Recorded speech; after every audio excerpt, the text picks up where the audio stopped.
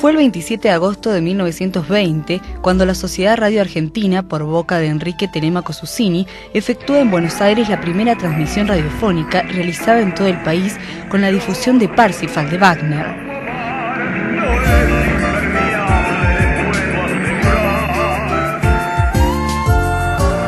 Dicha transmisión es considerada por muchos como la primera emisión de radio programada de la historia, ya que todas las emisiones anteriores tenían un carácter experimental. Habla por teléfono a su secretario y le dice... Grandes fueron las hazañas que logró la radiodifusión argentina, como por ejemplo en 1924 la transmisión en vivo de Argentina y Uruguay. Pero cómo olvidar tantos próceres que dio la radiodifusión nacional, desde Cacho Fontana, Antonio Carrizo, José María Muñoz, Héctor Larrea, hasta los actuales como Mario Pergolini y Lalo Mir, entre otros.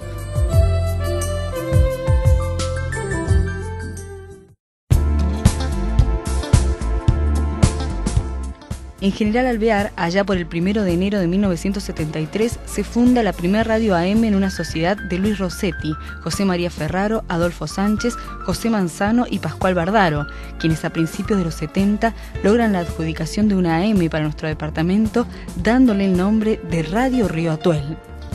Y los inicios del año 23 fueron como el producto de un sueño, de una inquietud, de una necesidad fundamentalmente de Alvear, porque fue el primer medio electrónico que tuvo General Alvear, es decir, hasta ese momento, hasta el 1 de enero del 73 que iniciamos las transmisiones en forma concreta, no había ninguna otra emisora, se escuchaban emisoras de afuera, LB4 por ejemplo de San Rafael, o por la onda corta, una cosa que hoy en día prácticamente no existe, por lo menos en ese aspecto. Bueno, se escuchaban las radios de Buenos Aires, Radio del Mundo, Radio Belgrano. Así que Alvear necesitaba un medio de expresión y así surge el EB23, en favor, digamos, como resultado de la inversión de un grupo de empresarios, la participación mía en lo que yo tenía como experiencia, había trabajado en el EB4 durante mucho tiempo y bueno, y la pusimos en marcha. Bien, a mucha gente marcó esa LB23. Sí, fue una radio que se hizo con el entusiasmo de mucha gente joven, fundamentalmente gente toda del medio, salvo el caso de un recordado colaborador que yo tuve en aquella época, que fue César Robles, un muchacho que yo invité a venir acá, vivía en San Rafael, aunque era nacido en Boven, y bueno, él me ayudó, estuvo durante 1 año y medio acá y la hicimos con muchas ganas, con mucho ensayo. Hay una anécdota que yo siempre cuento, que estuvimos durante 3 meses trabajando durante 4 o 5 horas continuadas como si estuviéramos en el aire.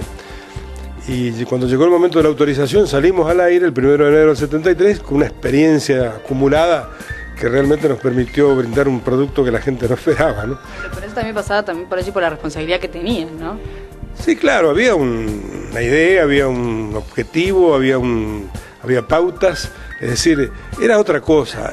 Si yo te digo que vos no podías hacer micrófono si no tenías una autorización del CONFER, es decir, se controlaba más, se controlaba lo técnico, lo humano, lo que se decía, lo que no se decía, no un control estricto o como medio de censura, sino como defensa de un profesionalismo que por allí uno hoy en día no encuentra en muchos casos, ¿no? Bueno, fue distinto, pero ¿fue mejor o fue peor? No sé, para mí fue mejor, ¿te imaginas? Yo estuve durante 15 años al frente de la radio, tuvimos una etapa brillante al principio, después como todo, ¿no? Todo se desgasta, todo se fueron cambiando las caras, algunos se fueron a triunfar a otros lados, otros abandonaron, pero el recuerdo de los primeros años queda no solamente en mí, que bueno, yo tuve un poco la responsabilidad de hacer eso, sino en la gente que todavía se acuerda de aquella radio que fue compañía de todos, que cubrió una necesidad y que en definitiva tuvo una trascendencia más allá de los límites departamentales, porque realmente vino a cumplir un objetivo y una necesidad. Ya entre los 80 y 90 surgen las primeras FM locales y de allí grandes personajes locales, principalmente resaltar la labor de Francisco Velasco y Luis Alberto Sánchez Marín, quienes llevaron la audiencia de las radios a números impensados. Parece que no, pero ya van 30. Mucha experiencia. Sí, 34, si no me equivoco, años desde aquel 79 en que comenzamos a hacer pequeños microprogramas donde difundíamos información de Jaime Prats en la vieja y querida LB23. La radio bien, gracias a Dios, con mucha actividad, somos animales de radio y bueno, acá nos sentimos bien. ¿Cómo fueron esos comienzos? Imagino que muy difícil, ¿no? Sí, difíciles, aunque la vocación aparentemente estaba por ahí en uno y ya desde muy chico venía haciendo algunas cositas, seguramente como todos, en la escuela, en los actos, en definitiva, despuntando el vicio. Y bueno, posteriormente me tocó la tarea, siendo muy joven, tenía tan solo 19 años, en LB23, una vez finalizado el servicio militar obligatorio, ya entrar definitivamente en el 82 a LB23, cosa que fue todo un espaldarazo porque era una de las radios más importantes de Mendoza y la escuela que tenía nos preparaba indudablemente muy bien para el desempeño de la tarea, ¿no? Primero como locutor. Lo mío es muy raro porque en mi familia nunca nadie estuvo vinculado con los medios, pero desde muy chico yo siempre me vinculé con la radio. Yo escuchaba las radios de Buenos Aires, las locales, hace algunos años, donde era muy difícil escuchar radio. No era tan sencillo como ahora, que vos haces un clic y estás escuchando una radio online con 20 segundos de retraso nada más. Antes había que ponerse o generar algunas antenas con alambres, o irse lejos de casa por allí, escuchar las AM, que no hubiera tormenta, porque las descargas eléctricas te impedían escuchar las tormentas, las transmisiones de las radios en onda corta o en las AM.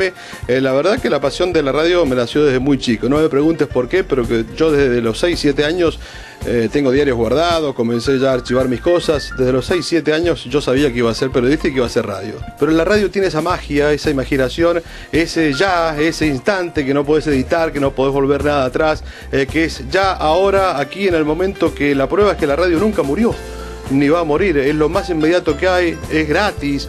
Vos te prendés en la mañana. Ha habido amenazas, ¿eh? Claro, amenazas siempre hay, eso. Es parte del juego. Pero digo, la radio tiene eso que es gratis. O sea, si o el cable, o el diario, o el semanario, o para tener Facebook tenés que tener un servicio de internet. Digo, la radio es como el mate en la mañana. Te levantás, ¿qué haces? Pispeás a ver si está lloviendo, está nublado, y prendés la radio y que empezás a calentar el agua y te lavas los dientes. Creo que la radio es la sana costumbre de cada mañana, y por eso no muere, porque la radio es aquí y ahora. Actualmente el espectro radiofónico, al igual que en todo el país, en el departamento está casi lleno de distintos rubros, religiosos, informativos, musicales y de distintas épocas. ¿Cómo está la radio local? Bueno, la radio local de hoy es difícil de definir, hay muchas radios. La FM, esa alternativa de la frecuencia de FM, abrió las posibilidades de que mucha gente pusiera su radio, algunas con autorización de las autoridades competentes, otras no. La presencia de mucha gente que ha encontrado en eso un medio de vida, algunos con condiciones, otros sin condiciones, pero con el hecho de que toman un micrófono y hablan y dicen lo que les viene en mente. Bueno, no sé, yo creo que falta en algunos casos un poco más de profesionalismo, de responsabilidad. Hay algunas emisoras que, bueno, que obviamente son las más escuchadas, que tienen su estilo, su forma de ser, la gente las escucha o no, pero hay una cantidad ilimitada de señales en el aire que, bueno, no sé, no entiendo cómo subsisten en situaciones tan difíciles como por allí vive el medio, ¿no?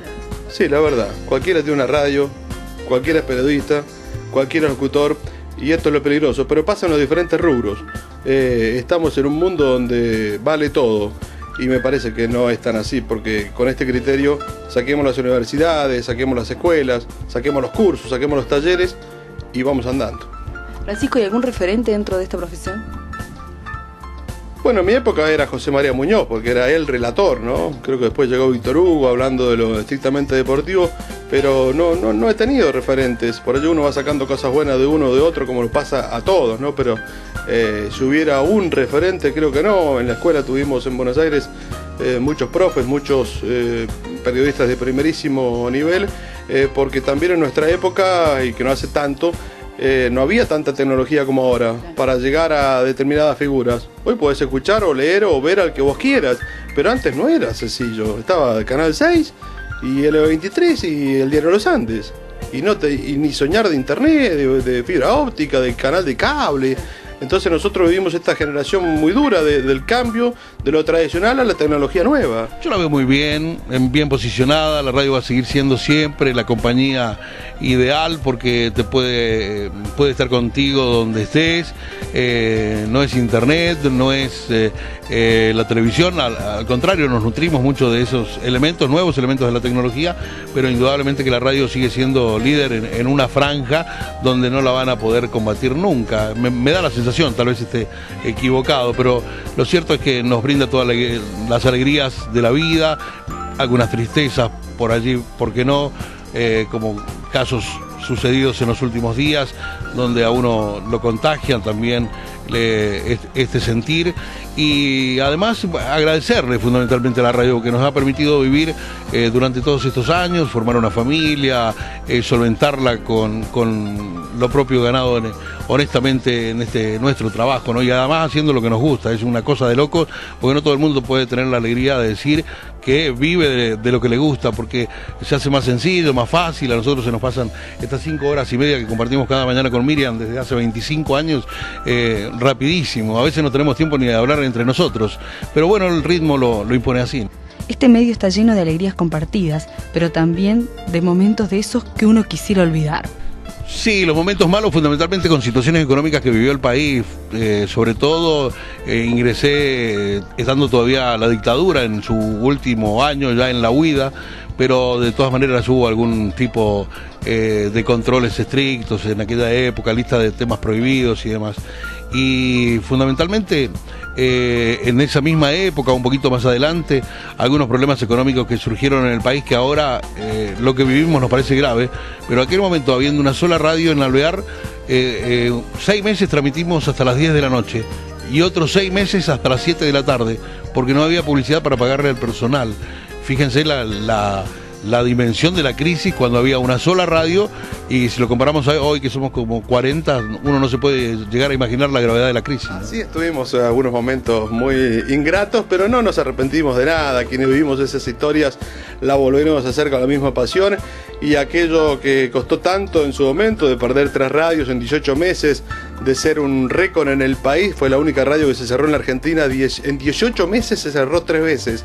La FM 2000 son cosas que por allí mucha gente ya olvidó o no sabe, pero fue la única radio que uno iba al Conferi o a la CNC y decía FM 2000 en Alvear, sí. La gente de la CNC que vino a cerrar esa radio nunca entendió, ni los propios que la cerraron, cómo a ellos lo mandaron en avión de Buenos Aires a Alvear, a San Rafael, para cerrar una radio en 20 horas. Pero bueno, tuvo esos costos y hoy tiene esos privilegios de quienes estábamos en aquella historia, decir lo que se nos da la gana, en el momento que se nos da la gana, y la gente elige, es muy fácil, hace clic, cambia de radio, hay 50 de Villatula acá. Hacer el EB23 para mí fue el sueño de mi vida. Yo trabajé en San Rafael en el EB4, a mí el EB4 me abrió las puertas en la década del 60, trabajé muchos años con programas de Alvear en la emisora de San Rafael. Después hicimos la radio acá, pero me formó porque yo tuve la inquietud prácticamente desde cuando iba al colegio secundario, escuchando las radios de Buenos Aires, escuchando Radio El Mundo, escuchando Radio Belgrano, todas en onda corta, tomando, qué sé yo, el ejemplo de quienes hacían radio en aquellos tiempos. Bueno, de ahí fuimos formando una personalidad que me permitió llegar a poder armar lo que hicimos, y sigue siendo la gran, digamos, el gran fundamento de lo que uno es hoy en día. Bueno, después vinieron otras cosas y ahora uno está en la televisión, que es distinto, ¿no? Muy buenas tardes, hora 15, 9 minutos, con una temperatura en la ciudad de General Alvear en este momento de 23 grados 4 décimas. El viento del norte a 40 kilómetros. Damos comienzo la segunda edición de Cadena Solidaria. Y lo hacemos con los siguientes comunicados. La Dirección de Parajes y Defensa Civil informa a la comunidad de Corral de Lorca que el día miércoles 28 de agosto a las 15 horas se llevará a cabo los talleres y la gente de la ruta 206, que la movilidad estará pasando a la hora de siempre. Se solicita... Eso de Raúl Moreno Alcántara me está diciendo.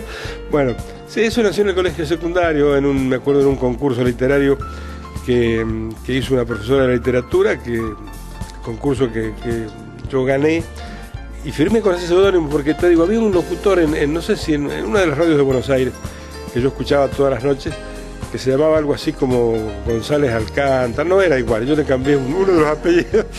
Y bueno, y eso, primero en la difusora, en la vieja difusora, aquella de los parlantes callejeros, después en LB4 y fundamentalmente también en L23, hasta que bueno, ya cuando uno ya pasan los años, ya eso lo abandona y va a lo que corresponde. Recordar. Sí, no, muchísima gente grande, sí, todavía me saludan. Sí. En San Rafael mucha gente todavía me reconoce por ese nombre, ¿no? Por ese seudónimo.